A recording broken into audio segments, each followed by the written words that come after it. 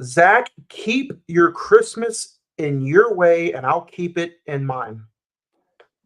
Hey, listen. After the week I've had, I'm ready. We are ready.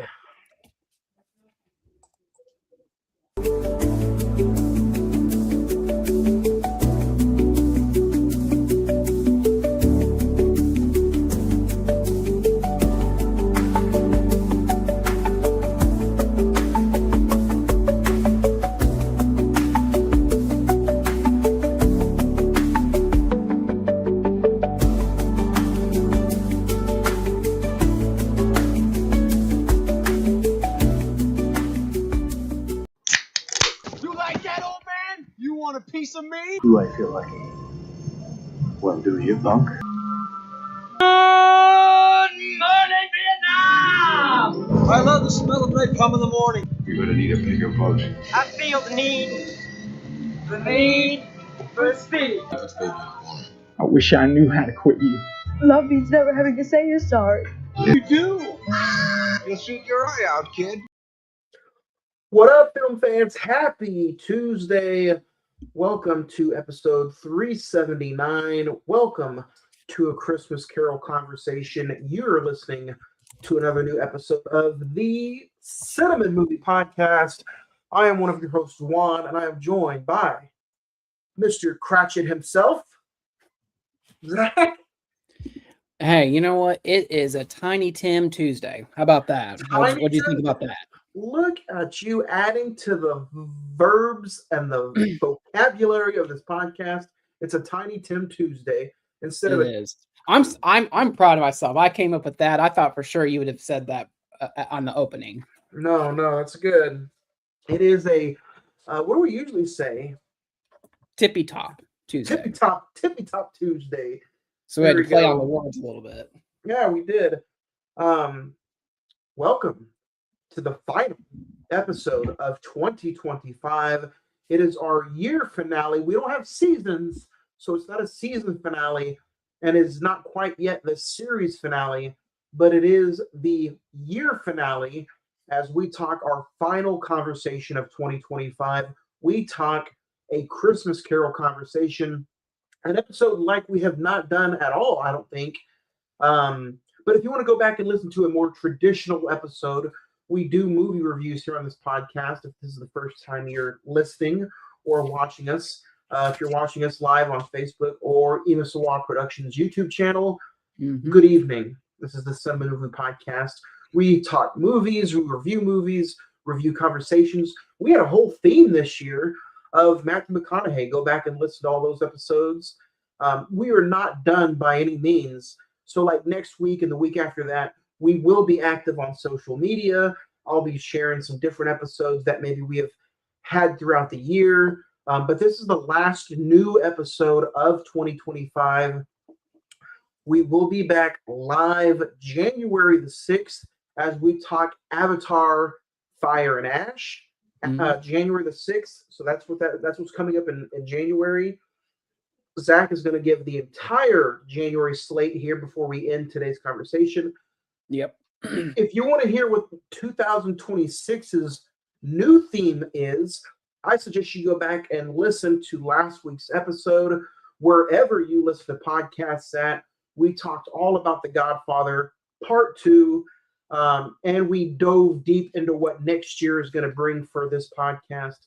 Facebook.com/The Cine-Men Movie Podcast, Instagram /The Cine-Men Movie Podcast, X, or formerly known as the Twitter, is Cine-Men405, or you can send us an old-fashioned email. You got mail. And that's kind of some sad news, what we're going to get ready to get into as well. CINEMEN921 @gmail.com. You can listen to last week's episode. We discussed The Godfather Part 2 and what next year's theme is going to be, which if you don't want to go back and listen, next year's theme is going to be IMDb's top 250. We're going to go through and talk about movies that we might have already talked about, or some movies that are on that list that we have not yet discussed, that we're kind of like, dude, the world could come to an end tomorrow. Next year could be our last episode due to like Armageddon or something, and we're like, we have to talk about those movies. So dig into last week's episode, listen to that. Dude, speaking of You Got Mail, and some other comedy classics, The Writers. Say that one more time, man. I'm sorry. The Reiners, Rob Reiner and his wife. Tragic news coming out of Hollywood this past week. Zach has completely lost this. Sometimes when you do stuff live, you have technical difficulties. But if you guys did not know, Rob Reiner and his wife, coming out of news out of Hollywood, were tragically murdered by their son. Completely a shocker out of everybody. It hit news this past week. Rob Reiner and his wife were murdered by his son. Such a terrible, terrible world out there that we're living in. This stuff like that is like not only hitting the news, but it's like, oh yeah, it's in the news, and almost some people tend to be not like shocked at all by some of it. So very, very terrible stuff. So while we wait for Zach to get back on, I'm going to go through and go over some of my recent watches. If you guys want to, you can follow me on the social media. The Instagram is all one word, Cine-Men Movie Podcast. Follow on the Instagram. There's giveaways on there. There's also all kinds of stuff that we do on the physical media and social media pages, so go check that out. Zach, I was just going to go over my recent watches, but now that you're back, we can kind of talk about the Rob Reiner situation. Yeah. Sorry. If anyone wants to send me good internet Christmas, any good internet I can get for Christmas this year, that'd be helpful. Hey, look, there it is. Support us and support Zach and his email connection. I really want to start the show off with here at the podcast. We want to share our thoughts and feelings to the family of Rob Reiner and his wife.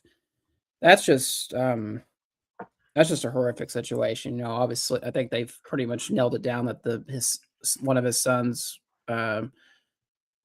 unfortunately, killed both his parents. He had been a longtime drug user. We don't really know what exactly set everything up in smoke. They were at a party the night before. Supposedly they got into an argument and it led to this tragic ending. But let's talk about some of the good. I mean, Rob Reiner, man. I mean, obviously everyone knows him probably best as being on Family Ties, Family Matters, their Archie Bunker show back in the 70s.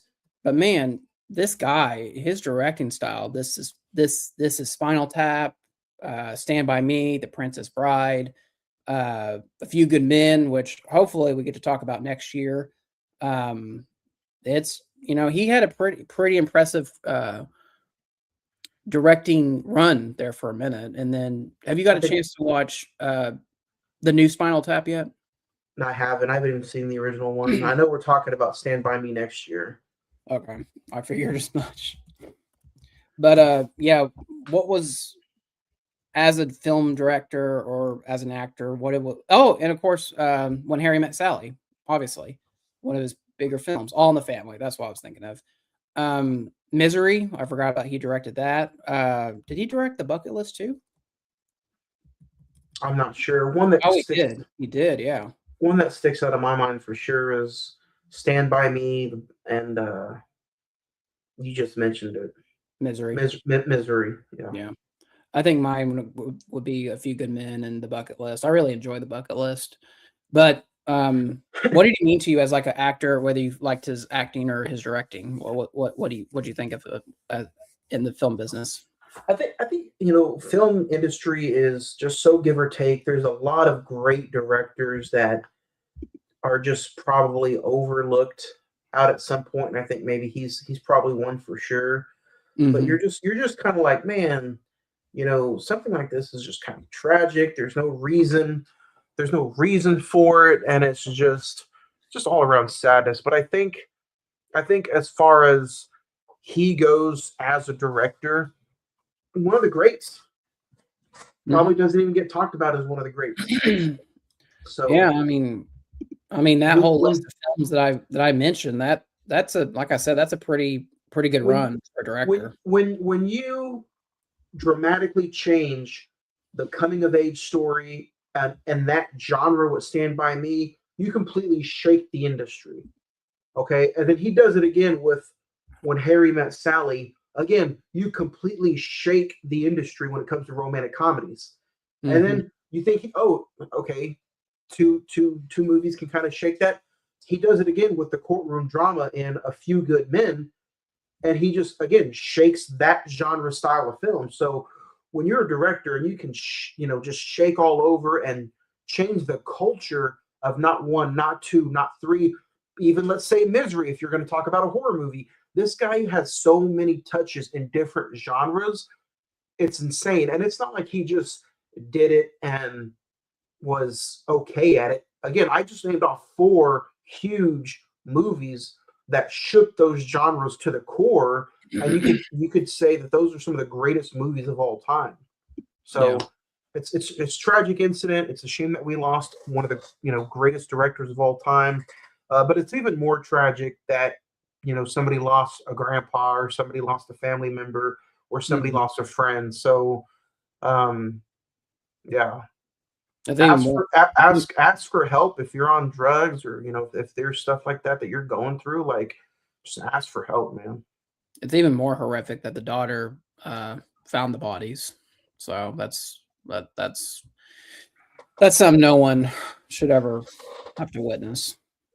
No, it'll be a little tough changing the direction here for the show. But like we said, I'm a huge supporter of let's celebrate somebody's life. Let's celebrate somebody's memory. And if you are a Rob Reiner fan, or if you want to, pay some kind of tribute to him, go look up one of his films and just give it a watch. That's all I would have to say. Let's celebrate his life. I'm going to run through my recent watches real quick through the, it's the last episode of the year, so why not talk about it real quick? FX's A Christmas Carol, Deck the Halls, George C. Scott, A Christmas Carol, Four Christmases, A Muppet's Christmas Carol, Oh What Fun with Michelle Pfeiffer. I watched John Cena's last match on Saturday on Peacock, cried like a little baby. Jingle All the Way, 1951, A Christmas Carol, Jim Carrey's A Christmas Carol, and watch some Dallas Cowboys lose again. That's upsetting. Zach, what about you? Yeah, because we are a professional podcast. We got to be professional with this. You should be proud of me. I watched 1, 2, 3, 4, 5, 6, 7 different versions of A Christmas Carol. I love you for that. I watched the 2017 film The Man Who Invented Christmas, which is kind of like a biopic about why am I having a stroke? Charles Dickens. Charles Dickens, yeah, you were right the first time. Charles Dickens, and like how he kind of came up with the idea of A Christmas Carol. We'll talk about it probably later in the episode. And then went and saw Five Nights at Freddy's 2. Just enough. Hamnet, the Golden Globe nominee. It's about Shakespeare and his wife, and how basically the death of his son inspired the Hamlet play. Very, very good film. Ella McKay. And then I went and saw the 25th anniversary of The Grinch, Jim Carrey version in 4DX at the Warren. Incredible experience. It was like a whole new experience watching this film, and it made me realize why I love the movie so much. So it was a cool theatrical re-release. And then just the different versions of A Christmas Carol, which we'll get into here shortly. We will get into here very, very shortly. I think that's going to do it for recent watches. If you guys want to reach out to us on these 2 weeks that we won't have a new episode, again, reach out to us on the social media pages. I have some giveaways that are going to be going on in the next 2 weeks with some digital copies. Facebook.com/The Cine-Men Movie Podcast. and or the Instagram /Cine-Men Movie Podcast. And giveaways. It's that time of year. Zach, Mhm. let's dig into this episode. We are having a Christmas Carol conversation. This is kind of a new thing for us here. Zach, what did you think was going to happen whenever I said, "Hey, let's just do this"? I'll be honest. I was not thrilled about it. I was like, oh god, that's what you want to end 2025 on. I appreciate it's a Christmas episode, but it's not one that I particularly quote unquote enjoy. But I'll say that it was a fun experience to watch these different versions of A Christmas Carol and kind of get the gist of what the story is about and kind of the behind the meaning of it. I was going to ask you, kind of start us off. I mean, jumping off my point, what was the inspiration to do this particular show? Out of all the, maybe not so much all the movies we could have ended on, but why technically like this particular Christmas story did you want to end on? So this is probably my second favorite all-time Christmas story. The first being obviously A Christmas Story from the 80s, Mhm. about the little boy with the Red Ryder BB gun, obviously, which we did a few years ago. But A Christmas Carol to me is so important because whether you're somebody who does not appreciate Christmas or you're somebody who may be too busy for Christmas, too poor for Christmas, too rich for Christmas, as it talks about in the story, or just it's not your time of year. This is a story that you can look at through a lot of people's eyes, and most particularly Scrooge's eyes, and you can be like, okay, where do I see myself in this situation? Where do I see myself in this story? And there's so many great lines and pieces of dialogue throughout this story and these movies that you're just like, okay, if this were to happen to me, everybody deserves a second life, if you will, like a second chance at looking at life. And Mhm. and to me, A Christmas Story is not only a very good ghost story, but it's also just a feel good moment for Scrooge the character.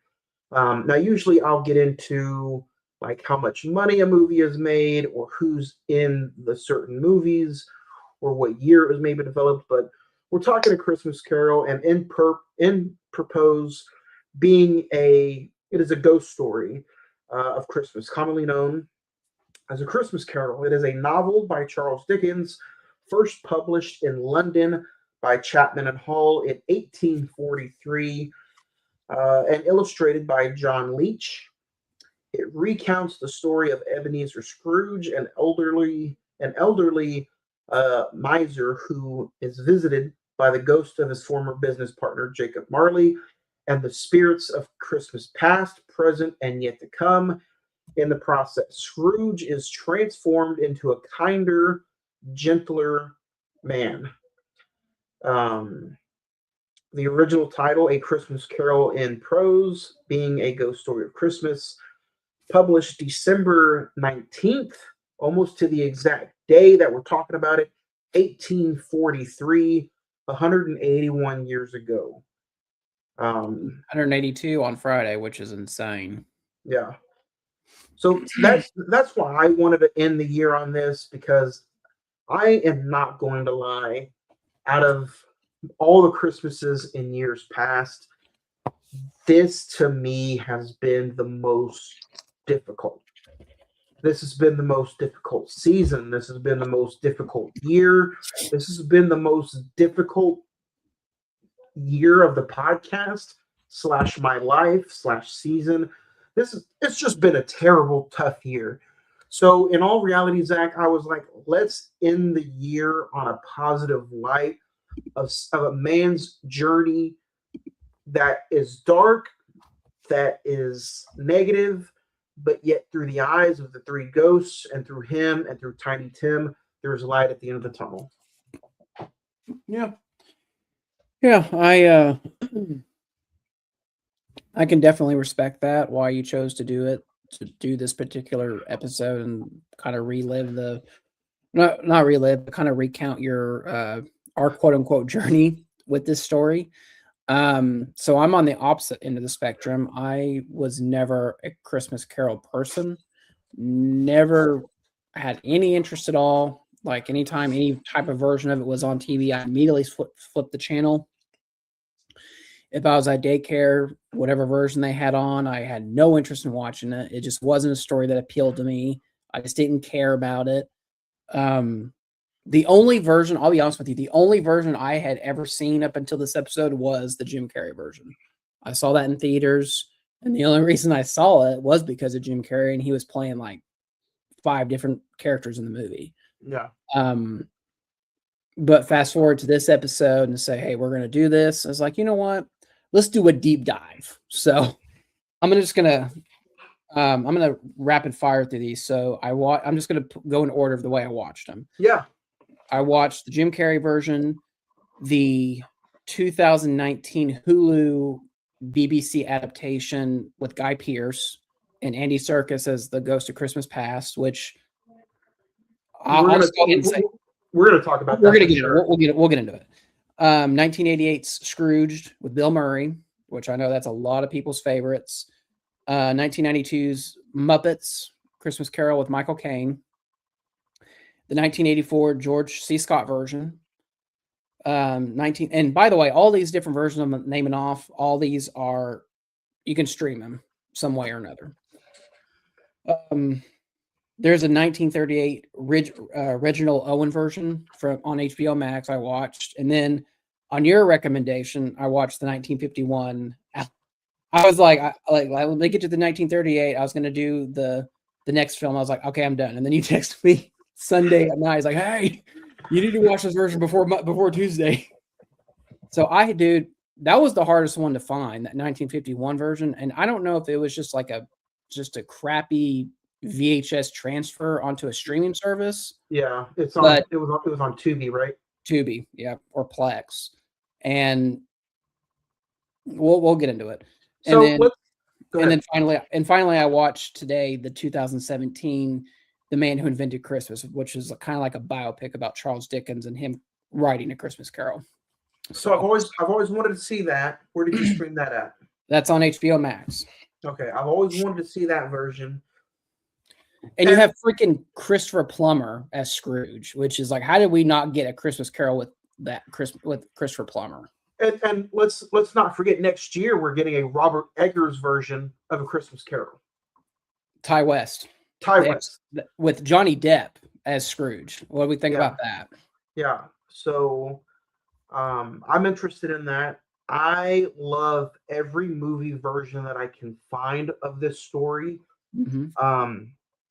But I'll go ahead and start it off with my definitive version of this story is the 1951 Christmas Carol. I think. Well, I mean, like I said, the transfer of this was not great, so it looked like a grainy VHS version essentially. But why, out of all the versions that there are, why is this one your favorite? So this is the way I got introduced to A Christmas Carol. Going through the TV, off to school, 2 weeks vacation, stumbled upon OETAs, Saturday night movies. Club, yep. And it was Alistair Sim as Scrooge, and it was a cold, grainy, dark version. The noises that Jacob Marley made freaked me out as a little kid. I loved the score, and I think it was very, very dark as a 1950s movie. And to me, anytime I close my eyes and I think of Scrooge, I think of Alistair Sim. So, not to mention, there's a bunch of other great English actors in this movie. But I think, to me, this is the definitive version because of just how spot on he is as an actor. being an old comedian, slash serious actor, to me, I've always gravitated towards those kind of actors, hence Mhm. like Adam Sandler and some others. But yeah, I just think this is a very great version. It's a very well acted version. Um, and to me, this is, like I said, the definitive version of A Christmas Carol. Okay. So, and but you know what? I gotta say, Zach, I never had thought about watching the FX version until you texted me. And I was like, you know what? It's on Hulu. I love A Mhm. Christmas Carol. Let me dig into it. So one night I watched all 3 hours back to back. And Yeah. dude, It's uh incredible, isn't it? it is very incredible. I never would have thought Guy Pearce worked as Scrooge, but I He's put him up perfect. there. Yeah, he's up there in the top three now with me. Yeah, I mean, I was just I was just like I'd seen it when it first premiered. I didn't watch it, but I just saw it on the homepage or whatever. I was like, that will count in this Yeah, filmography that we're doing. So let me just start watching it, dude. From like frame one, I texted you. I was like, this looks like Guillermo del Toro directed it. It's yeah, so well done. And freaking Andy Serkis I thought he was playing all three of the ghosts, but right. him as Christmas Past, it was like, dude, that's pretty much. I feel like they dedicated like a good chunk of the story to that, and then it goes into present and future. But it is dark. It is probably the darkest version of the story there is. There's language. There's brief nudity. There is um there's almost, well, not almost, but there's almost when you go back to Scrooge's beginning in the Christmas Past section of the story, it's almost like it's referencing that he was like childly sexually abused by one of the teachers, and it kind of gives a lot more detailed backstory to Scrooge, to Bob Marley, not to Bob Marley, how he got the chains and everything, which I thought was a really cool idea. Bob Cratchit and his family. It was just an incredibly well done production that honestly, man, it might be coming my rotation. Next Christmas I might be watching that. So we'll just have to see.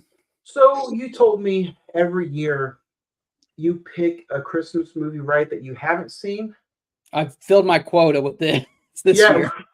So um, and this is something that kind of gets into a little bit later because I was going to ask what Christmas movies mean to film and what Christmas movies mean to Hollywood, but we'll get into that later.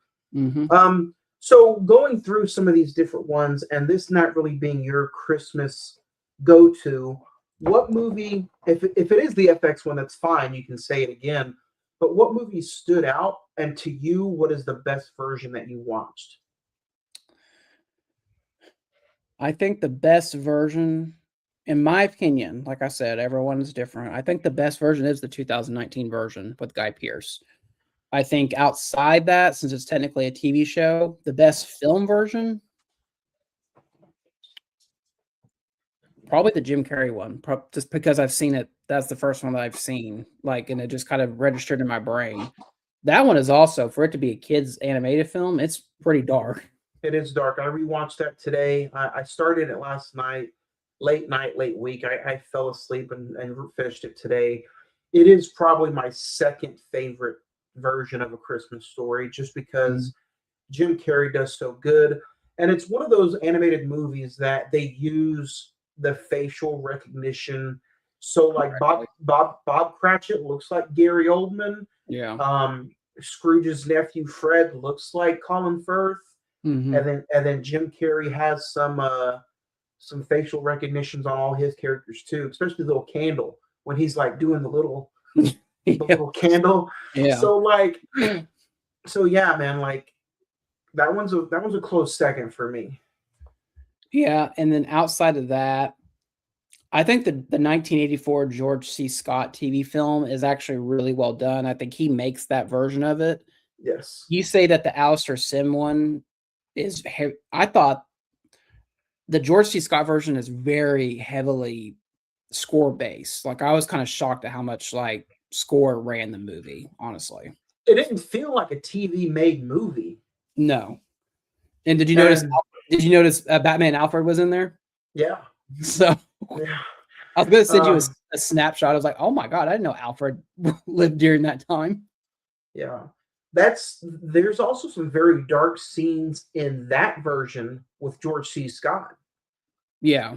To me, it's always one of the scenes that always gets to me, no matter what version you're watching, is when Ghost of Christmas Present opens up his bottom skirt and you see the children that Scrooge might have been talking about and stuff like that, and you're just like, it gets me every time. Yeah. I think, and something I've kind of realized or noticed or kind of paid attention to with each version is that I think when you say a Christmas Carol, there's always like the template of what it is. It's usually a greedy old bastard that has, like you said, there's almost no redemption arc when you first meet this character, but he goes on this journey of the past, present, future, and by the end of it, he's redeemed. In every film, whether it be film or TV, it follows that template to the max, almost to the point where I had a running joke throughout each version. It's like, did they just pass the same script down from each version?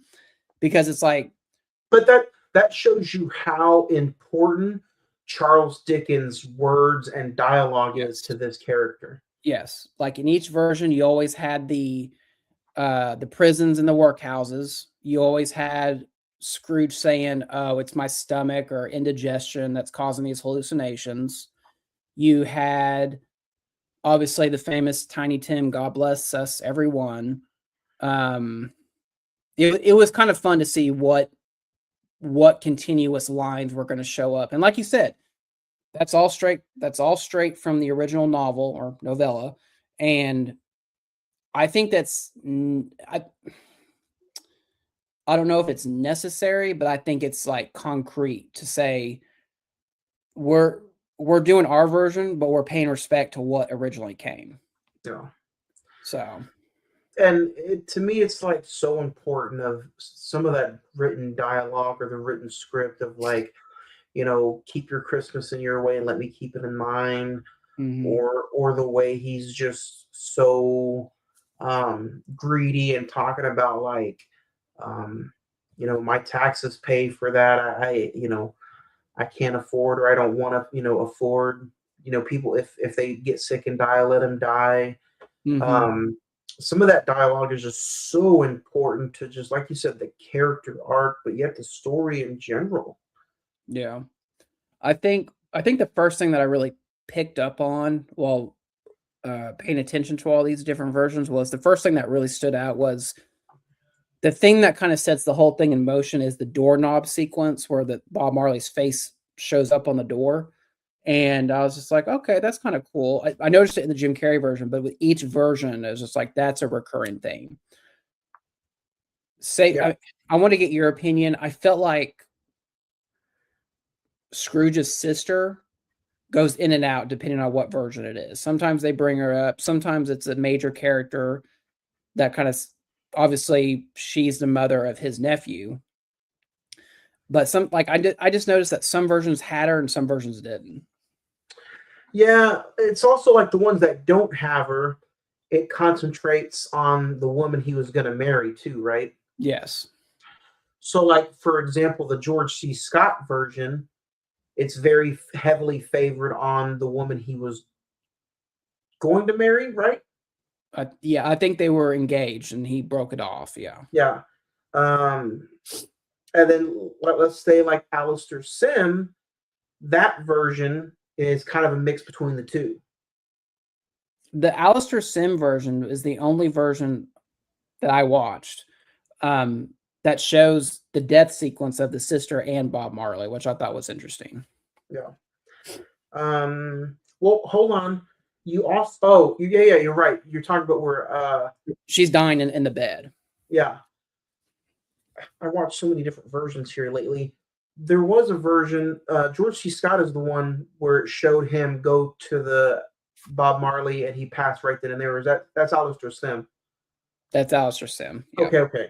Yeah. So yeah, you're right on that. That is the only version that he goes and yeah. Well, and something that's interesting, I was gonna like, you know what? In my notes, I was like, let me just write down every known film version that that I could write down. Dude, look at this. All this from the first known version of A Christmas Carol was Scrooge or Marley's Ghost was from 1901. I got all the way down to a couple years ago's 2022's Spirited with Will Ferrell and Ryan Reynolds. But that doesn't even take into consideration the TV version, all the different TV versions, the Broadway shows, the theater versions, the radio shows. And there is something very.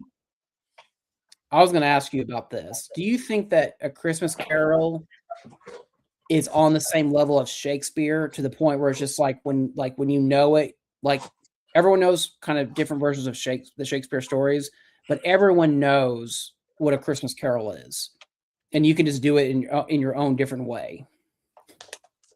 Yeah, I would almost say they're one of the same. In Like what way? to where you gotta respect the dialogue, to where you can't just do a Romeo and Juliet or a Macbeth and forget dialogue and just create your own way. Yeah.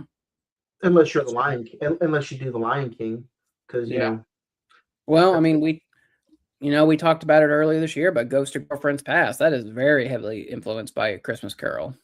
So let me ask you this, because I was thinking about this. I didn't watch this movie with these rounds of movies, but you know what movie kept popping into my head when I was thinking and watching A Christmas Carol?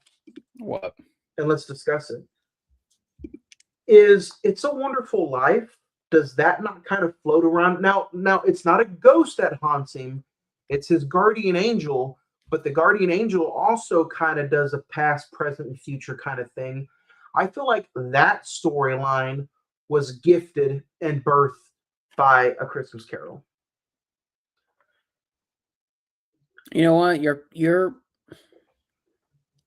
not wrong, because I mean, the movie starts off with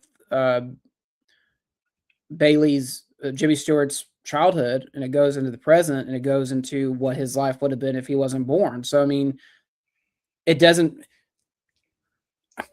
And George Bailey is such a pure character. Yeah. That Christmas and getting behind and bills and the story of Christmas and having this big old family and getting so far behind, that is what ultimately put George Bailey in a bad mood. Mm-hmm. That's what ultimately made him not want to be around for Christmas, not want to be there, kind of be salty at his wife and kids. Yeah. So I kept just sitting and thinking about that, and I'm like, wait a minute. Yeah, I mean, you're not wrong about that, because I didn't. When you said It's a Wonderful Life, I was like, that's not the movie I was expecting. But if you really just kind of sit down and think about it, like the structure of that film, it doesn't follow it on the dot, but it's very close to it. That's interesting that you would say that. It's got some A Christmas Carol DNA vibes. I like it. It has the DNA strands of Christmas Carol. I like that. Yeah. So I would almost say A Christmas Carol is just, there's so many movies and stories and just architect and film and storytelling that's involved with this that is crazy.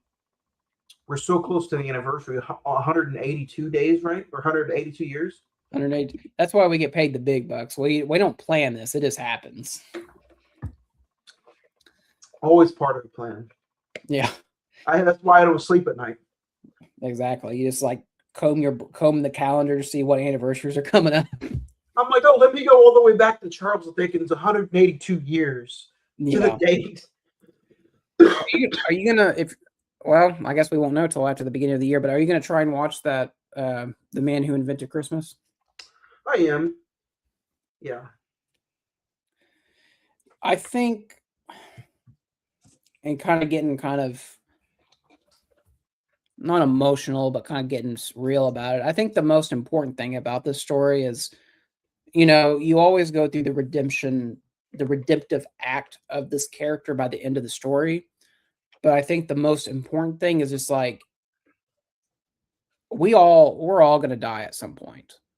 And I think, the fact that death is literally a character in this story to say, hey, if you don't change your ways, people are going to, you left a mark on people, but it's not a good mark. They just know you as the greedy person who hated Christmas. And your actions affect everyone around you. Yeah, you're right. You can look at that just not through his eyes, but our life. Mm-hmm. But you could take that to the bank as far as are you going to be somebody that nobody wants to be around? Are you going to be a Scrooge? And let's look at that term today. How many times do you hear somebody be like, "Oh, that person's a Scrooge. I don't want to be a Scrooge." Like that is a name that is anonymous with this time of year about maybe somebody cut somebody off, maybe somebody cut somebody in line, Mm-hmm. maybe it just doesn't end. It doesn't end, and it's I think I at the end of the day, we're all human. We want someone to care for us. We want someone to be by our side. And seeing Scrooge, which that's another detail I kind of thought of, which is kind of hysterical because like in different versions, he's either in a 2-story apartment or he's like in a mansion. There's really no it never pins down like what kind of living situation he's in. We just know he's filthy rich, so he can live wherever he wants. But in different versions, it's either a mansion or apartment, 2-story apartment. And you hear about like how penny pinching he is, whether it's like can't put any more coal into the warmer for Cratchit. There's in the Alistair Sim version, I like how he's sitting at dinner at like a place on the way home and he wants more bread, and they're like, half a shilling or a shilling. And he's like, no more bread, Or in the Jim Carrey version, he takes the shillings off Bob Marley's body eyes. I was like, wow. That is a great depiction of greed in that. A lot of people, don't get me wrong, a lot of people say that the Muppet Christmas Carol version is their ultimate definitive version. And I just how did you like that one? I think the two that people bring up the most is either the Muppets version or the Bill Murray version. And I think in retrospect, I enjoyed the Bill Murray version more just because of the slapstick comedy of it and just kind of the ridiculous nature. The Ghost of Christmas Present just beating Bill Murray around for 20 minutes was just damn right hysterical. And it's different. Yeah, it's very much. I think, say what you will. I didn't know Richard Donner directed that from Superman. He had a big 80s, man. He had Superman, he had Scrooge, Lethal Weapon. Yeah. I like how they took the story and kind of flipped it, but still stayed true to the original. The Muppets version, I don't hate it. I don't think it's a bad adaptation, but it's just the music is what got me. I didn't like the songs. Yeah. I think Michael Caine did a good job as Scrooge, but it's just I don't know. Oh yeah, he was a perfect Scrooge. But it's just I don't know. I just didn't like the musical numbers, if you will. Now I'm sure there's like some really good British versions of this story, the Alistair Sim version. But what's kind of shocked me through the years is there hasn't been, and I know we just got to talk about Colin Firth because he's in the Jim Carrey version, but I'm surprised that set of film noir people, Colin Firth and those British directors, haven't done like a big Christmas Carol movie. Yeah, I'm surprised at that. Someone is like, well, I can't. I was gonna say Gary Oldman, but he doesn't play Scrooge. He plays Bob Marley, but I think he could be a really good Scrooge. He plays Bob Cratchit. Bob Marley. No, that's one of the cinematic Ebenezer Scrooge films. He plays Bob Mr. Cratchit. Mr. Scrooge, everything is going to be all right. If that was if we were big, that'd be a meme tomorrow. I swear it would. I think he could be a really good Scrooge. We never seen that happen before. Yeah. Have you seen Spirited? The Ryan Reynolds, Will Ferrell one? No. That's like it's like a musical. When the ghost of Christmas Present accidentally picks the wrong person to reform, he ends up re-examining his own past, present, and future. So it's kind of like That's an Amazon Prime original, right? Apple TV. Apple TV. Yeah. Will So Ferrell, man, he hasn't been hitting it for me. Yeah, it's sometimes we have to hit the bad strokes before we can get back to the good ones. Yeah. But that one, the way that one sets it up, it looks like it just drops it right in the middle of the story and kind of goes back and forth. Going back to the Bill Murray version, Carrie Allen, who's in Indiana Jones? She's in that too. Yeah, she plays like the love interest of him. Yeah, which I thought was pretty cool. And let's Bill Murray fits that character to the T. I love Bill Murray in that movie. He does. Yeah, he's definitely the best part. Do you think he could do a Christmas like a true Christmas Carol and play Scrooge?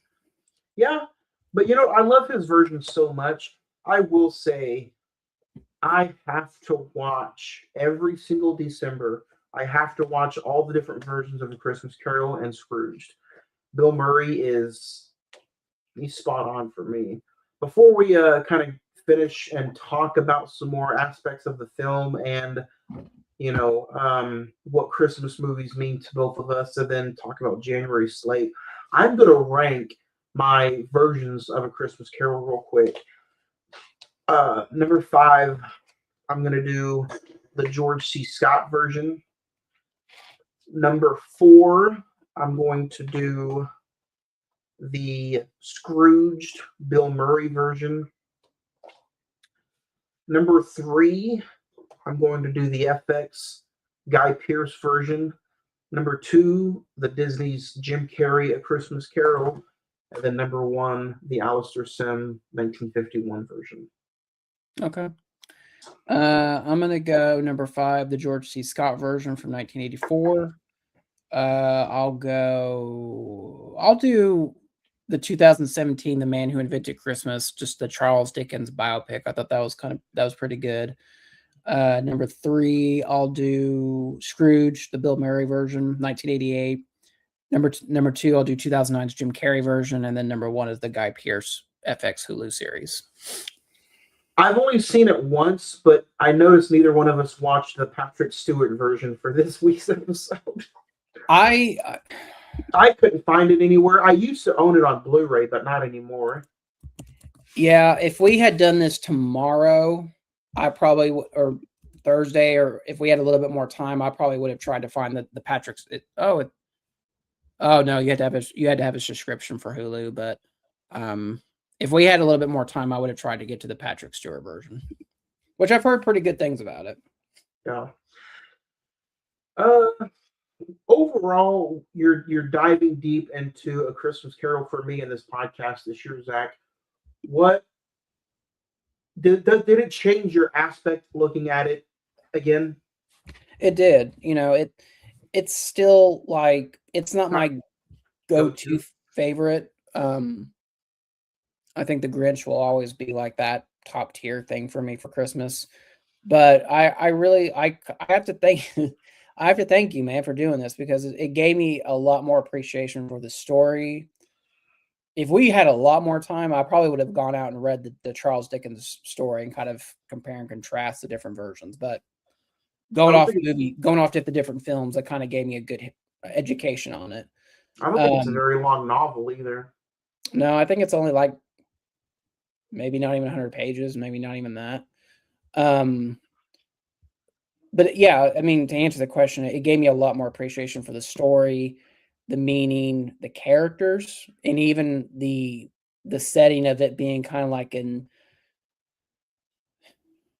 don't want to say ghetto. That's not the right term.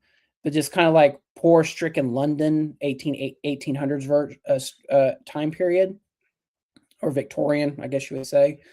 Yeah, and it opened my eyes. And like I said, every year I always try to get like a new Christmas story that I'd never seen, or a movie version, whatever. I've hit my quota. I really don't need to watch anymore since I've seen 70 of these damn things. I didn't know you were going to go that deep into it, man. And I got to appreciate, and I Yeah. got to say thanks too for the want and the need to just open up your spectrum of this story, because to me, as somebody who wants to let somebody know about films that I appreciate and that I adore, that's what this whole podcast thing has always been about to me. And even if that's you coming forward and saying, "Hey, you might not like this, but try it," or even with some of our conversation about Texas Chainsaw Massacre with Matthew McConaughey, Yeah. it's the appreciation, it's the want to that is always three, that it always comes around with this show. And it's you appreciate it, I appreciate it, and to me, at the end of the day, I think that's what this whole thing is about. Well, and I think our listeners appreciate it. There may be someone like me that, it's like, oh, they're doing a Christmas Carol, really? But they may listen to the show and like, you know what? I'm going to go out and try and see a couple of these different versions. Yeah. So Christmas movies, it's different, man, because it's like, okay, there's Hanukkah, there's different versions of, Kwanzaa, there's different ways you can celebrate this time of festive year. Mm-hmm. What is it about Christmas movies to you, and that maybe to Hollywood, that, you know what, there's so many of them, but there's so many good ones. Yeah, there's so many bad ones, but everybody watches Christmas movies around this time of year. What do you think? Why do we gravitate towards Christmas movies? Is it to get us in the spirit?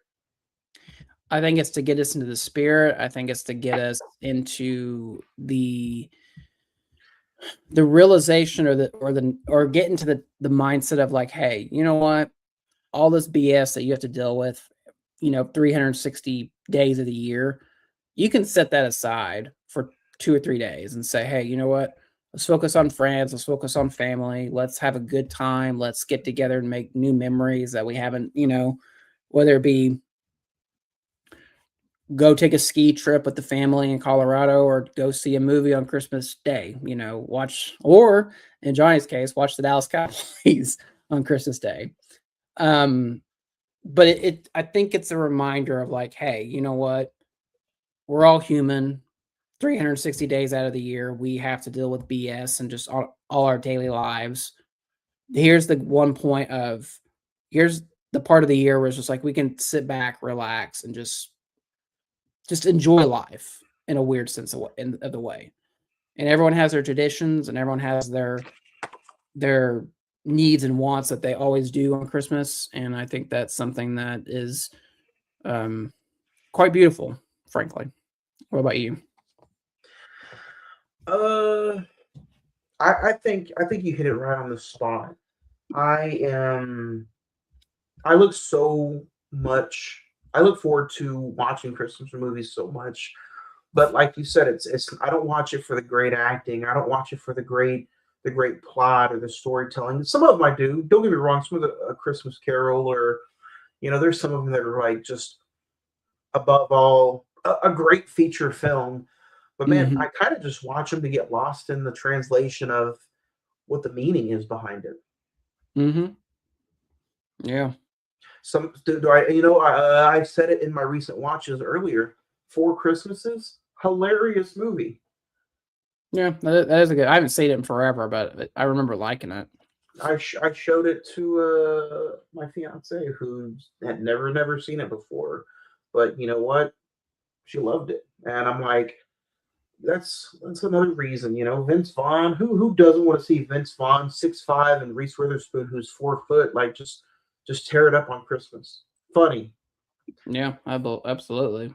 So I think that's what it is, man. There's some movies that are just snoozers, and then like I said, there's but you know what? It's not like Christmas is tomorrow. We still have a week and a few days left. what are some big movies Christmas wise that you have yet to watch this Christmas season that you're going to be talking about or watching this week? Because I know we'll talk about it in recent watches in January, but what are some that you're still looking forward to? Like that, I haven't got a Christmas themed movies I haven't got to watch yet. Yeah.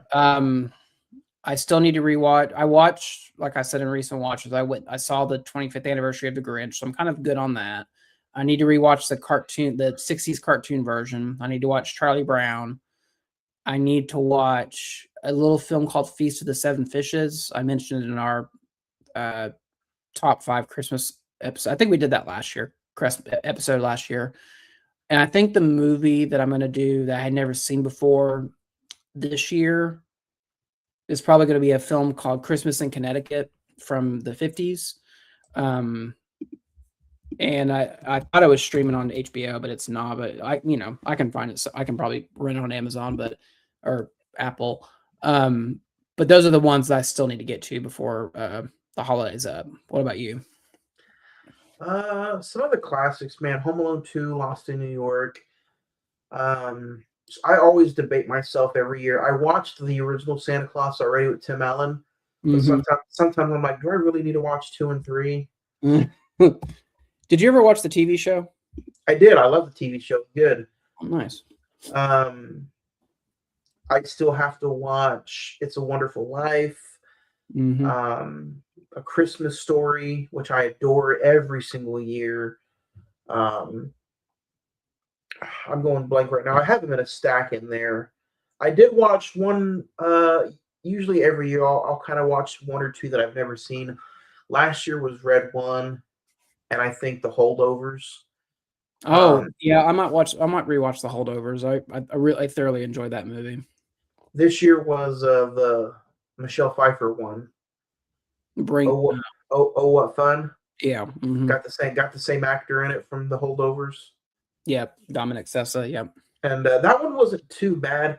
I'm also like torn in between. Like, why does every movie have to be at least 2 hours now? I don't know. Dennis Leary is in that movie. Oh, what fun! It was a pretty good one. Okay. Did you watch? I think you did. You hated Cortez. It. Yeah, Chloe Grace Moretz. I saw that she was in it. Did you watch? Was it Candy Cane Lane with Eddie Murphy last year or the year before? I did not watch that. That looks so terrible. I watched Red One last year. Okay, so like a lot of people like dog on that movie. Do you think it was as bad as everyone made it out to be? It's not great, but I don't think it's terrible. It's not terrible, but I will say, again, it doesn't need to be 2 hours. Yeah, I don't know why that movie's 2 hours.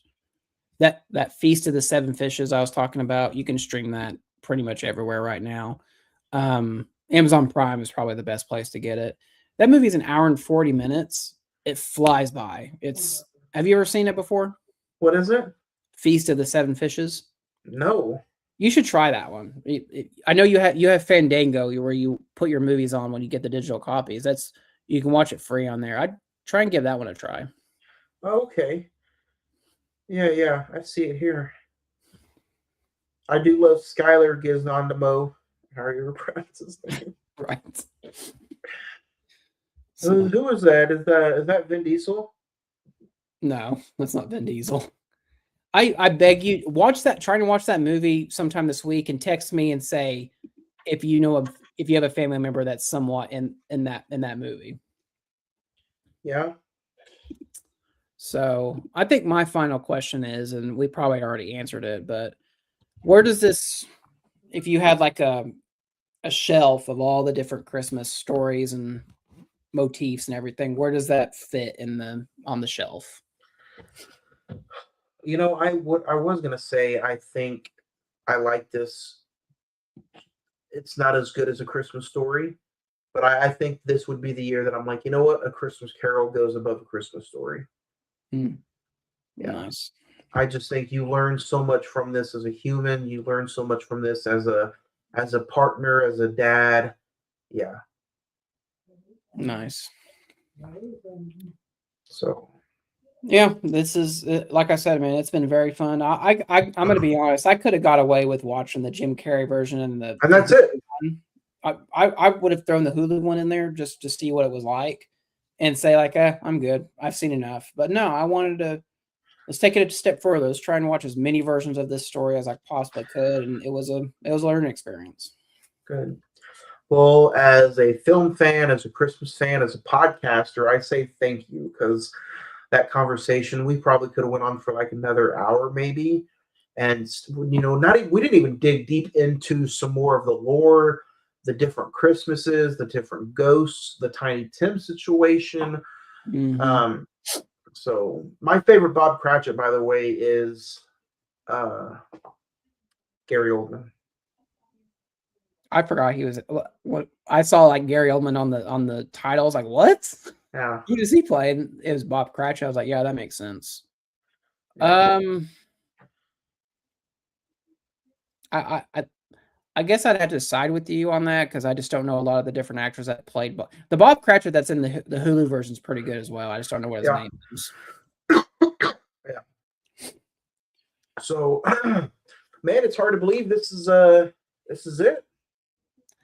This is it, guys. It's our series. No, it's our season. It's our year finale. We, I think knowing you with you and the family, the kids, I know it's going to be a crazy next couple days to get ready for Christmas. So we're just going to, this is the final episode of the year. We're going to take 2 weeks off for Christmas and New Year's, and then we will be back full force in January. We already got a packed January. Yeah, man. January 6th, we're going to talk Avatar, Fire and Ash. Mm-hmm. I'm excited for that. It's going to take me 2 weeks to go through all 3 avatars. So that's what I'm gonna do. I'm seeing the third one on Friday. I'm really trying to decide, do I want to rewatch the second one? And I'm afraid I'm gonna get Avatared out before I go see the new one.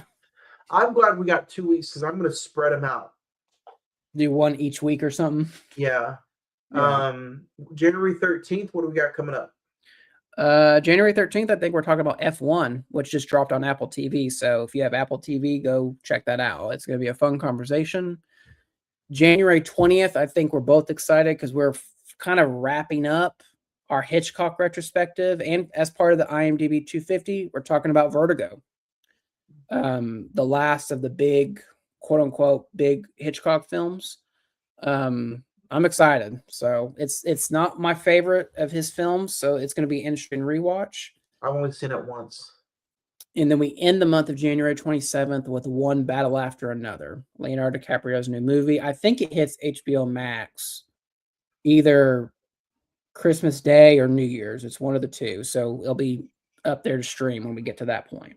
Nice. Also, speaking of recent watches, Zach, I'll be watching the new Conjuring movie before we talk again January 6th. So you'll be able to hear my full thoughts on that. Or don't. Or whatever you want. Since I didn't get to go see it, so you'll hear my full thoughts. We might do a Conjuring rewind episode so we can get your full thought. Yeah. Yeah, man, other than that, January, these 2 weeks are going to fly by, so I was going to say enjoy it. Well, me and you will talk again, of course, but for anybody who's wanting to watch or listen, hit us up on the social media. Go back. You can listen to us, any of the last year's episodes or any of the past archive episodes, anywhere you listen to podcasts. I will be active on the social media for the next 2 weeks, so don't forget to check out the social media pages, giveaways, digital copies, and I'll be replaying some of the past episodes that I'll be sharing. So hit us up on the social media pages. I hope you enjoyed this year of podcasting from us. I hope you enjoyed these conversations. I hope you enjoyed this Christmas Carol conversation. We will see you guys again January the 6th, 2026 for Avatar Fire and Ash. Have a happy and safe Merry Christmas, Happy Holidays, Happy New Year, and we'll see you January 6th for another new year of the Cine-Men Movie Podcast. Hook 'em.